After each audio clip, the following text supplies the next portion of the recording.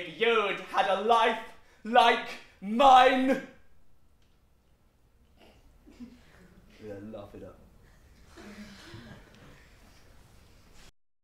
This is my island. Or rather, this island's mine. It's a bit of a mess. But there was a storm, a bit of a tempest, really, the day before yesterday. And of course, everything got shaken up. You must have seen that before. When there's a storm? Yeah, things get shaken up, don't they? Yeah, things get shaken up. They get thrown up. Not thrown up, blah, blah, blah, obviously. But thrown up onto the beach. All sorts of things.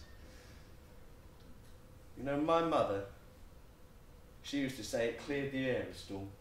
A really good storm, she'd say, like a really good poo. Bibbidi bath. Ah, nothing quite like it. She spoke her mind, my mother.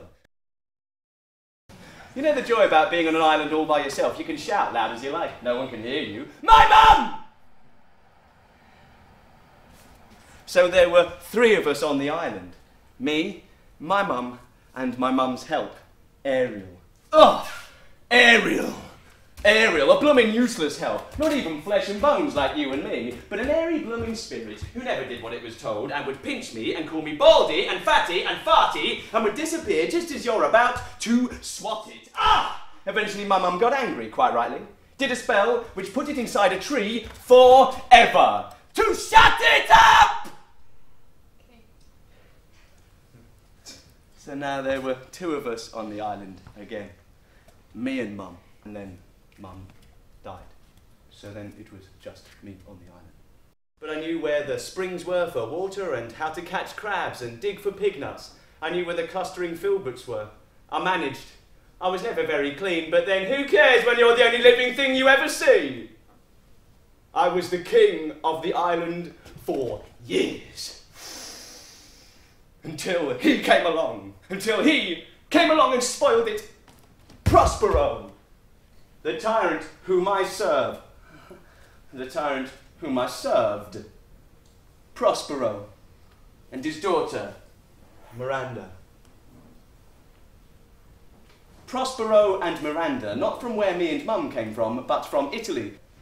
Prospero, the one time Duke of Milan. Ah, Milan in Italy. Oh.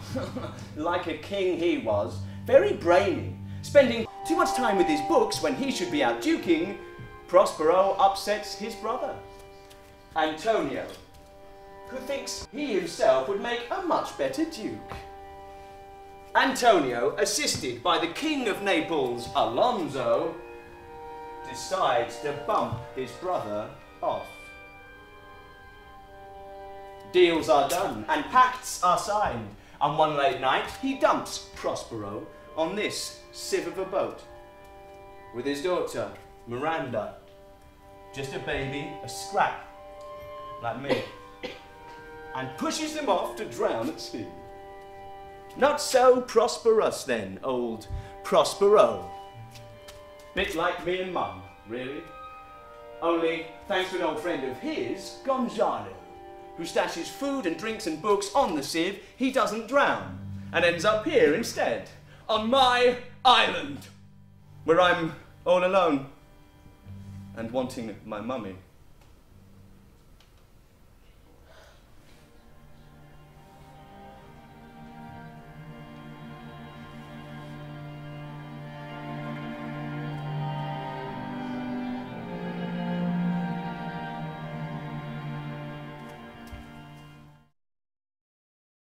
One of the first things his magic does is to free the airy blooming spirit out of its tree. And Ariel becomes his help, his aid, his pet, his favourite, his tricksy blooming spirit. It probably tells him things about my mum. What a witch she was. So he treats me even worse. And then, after the incident with Miranda, after I did seek to violate the honour of his child, I think it becomes clear to Prospero that he's been on my island just a little too long, and that it's time to leave. And that, in a roundabout sort of way, is the reason for the tempest. I mean the storm. Well, I mean the tempest.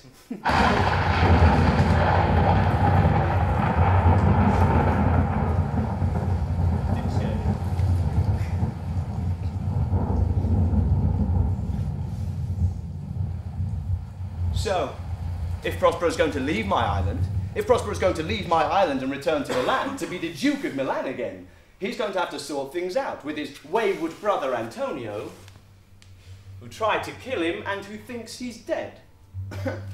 And as luck would have it, a fair wind is blowing a ship from Africa to Italy, a route which passes by this island.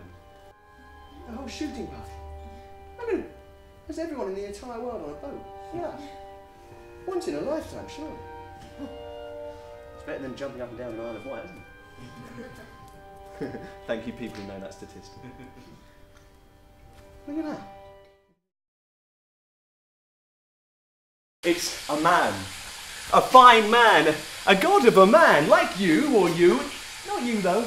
And you must understand that at this time, I'd never seen a man before, apart from Prospero. And this man, he has a friend. And these men have wine. And these men do not beat Caliban. They simply name him for what he is.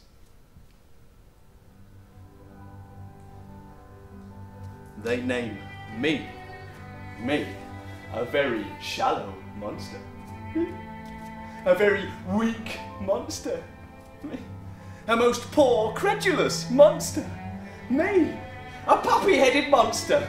A ridiculous monster. An abominable monster. A most scurvy monster. Me, a howling monster. A brave monster. Me, a most perfidious and drunken monster. And they make me want to sing and to dance.